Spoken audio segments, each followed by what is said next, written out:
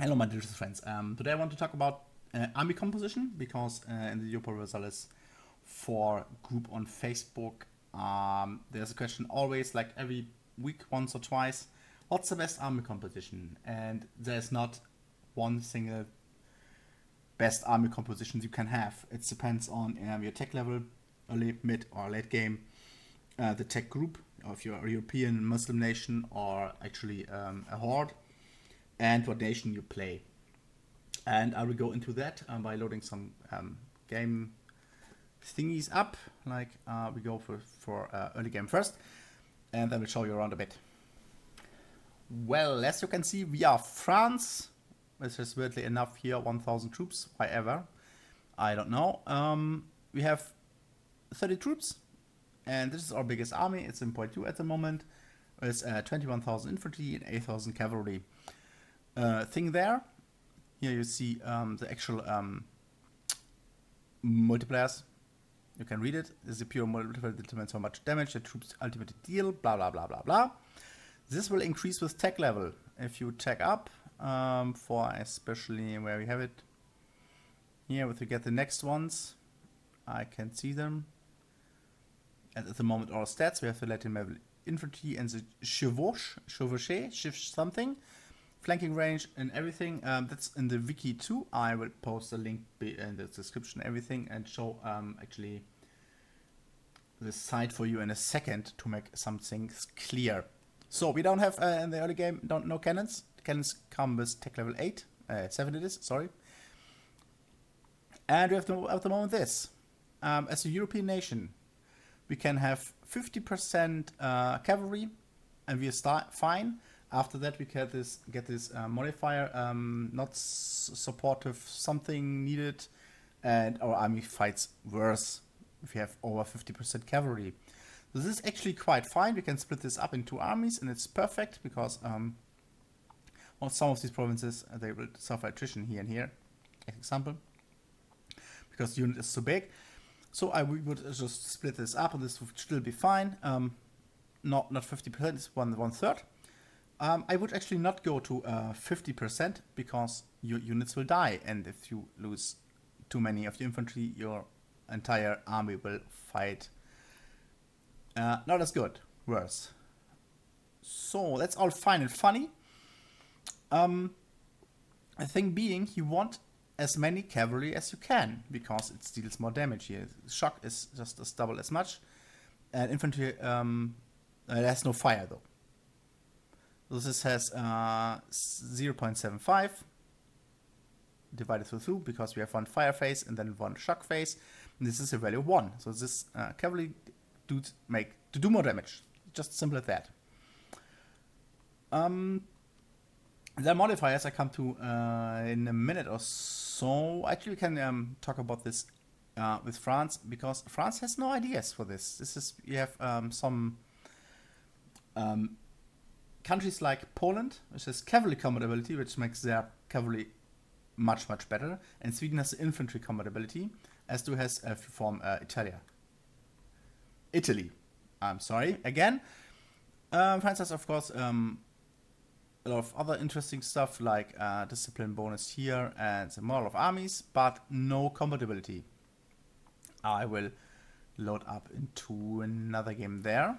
So, hello, we are here with Sweden. Of course, we have personal union or monarch there, whatever, it doesn't interest us at all. So, our units got a bit better. We have cannons now, we have tech level whatever, 17, because I made a jump to 16, whatever. And we have some little armies here. This is actually ships, where's our army? There. 2 cannons, I'll talk about that in a second. But here you see 30% infantry combat ability means it deals 30% more damage. That means as Sweden, your infantry is actually quite a bit better. It has it not here. Where is it? Here. It's even a tradition. You have it from the start of the game. Quality is quite fun because you get even more combat ability. That's why we have 30%. And with innovative ideas, if you took like this, innovative ideas, down there is a little with quality there, compatibility 50, another 20%, it's on here. Say 50% better infantry. You can reach with 55%, I think, with Italy, and 50% with Sweden. So the Swedish infantry is just overpowered. It wrecks everything. But the unit composition here, as not Sweden, would be. We have cannons. Let's go to this tab, actually. In the fire phase, actually, at this stage of the game, wrecks stuff. So you want to fill out the second row. You have, at the moment, 15 in the front, 2 in the back. That's not enough. You need round about 50% artillery. Now, I would say 40%, because obviously your front guys die and you want to be ready for the next battle, but around 40 to 50% would be really, really damn nice to just wreck these guys in the fire phase, destroy their morale, and win the battle. For Sweden, just don't do much cavalry. For Muslim nations, or even the Oirats, as a horde in the early game, just go cavalry full time, only cavalry, because the compatibility of the Oirat and other hordes are just awesome. You can go full cavalry because they don't give a damn. It's pretty much OP in that regard, because on the other hand, I mean, the hordes can't take their units up. They stay the same bullshit units till the end of the game, unless they like westernize and shit like that. So I would say, as Sweden, 2 cavalry, a lot of infantry in the second row. Cannons, I mean, as Sweden you can basically roll infantry only. It's not that important, actually, because it will just wreck stuff anyway, but with cannons it's even better. Other way around is with the Commonwealth, aka Poland, because they get the same. Can I click here? Let me have the right ideas. Offensive ideas? No, but they have here the cavalry cost minus. And somewhere down here, it's the best. It's cavalry compatibility plus 33%. Basically, with the Commonwealth, you go 50% cavalry. Still in this stage of the game, you want that, because they wreck everything. And also, you can take the idea stuff, aristocratic ideas, I think it was. Cavalry compatibility, you get in 43%. And that's, I think it's as most you can get there. Because innovative only increases compatibility of the infantry. But yeah, cheaper cavalry cost, cheaper cavalry, better cavalry. So with Poland, aristocratic ideas. With Sweden, you go innovative and quality, and they have the best army in the world, basically.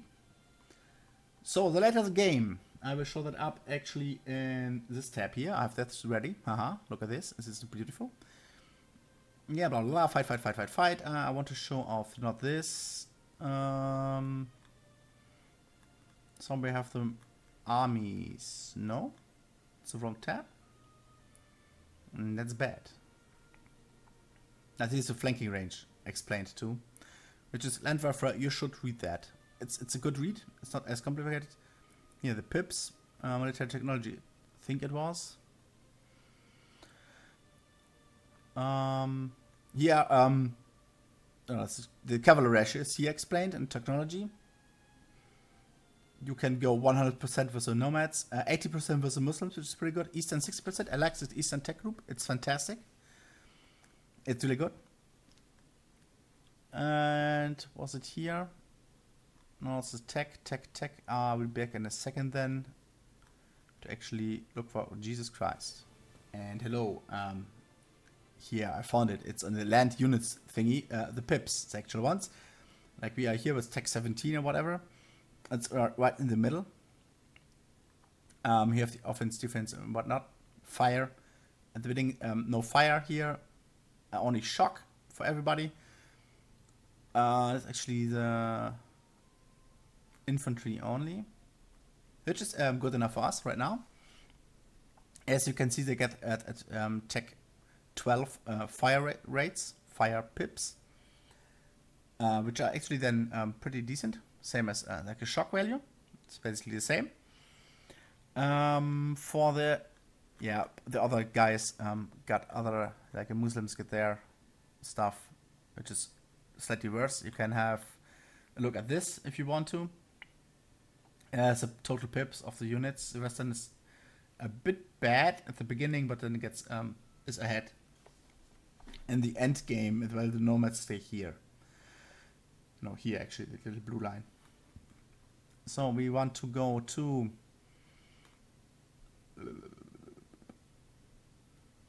cavalry. Here we go. And with cavalry, it's this.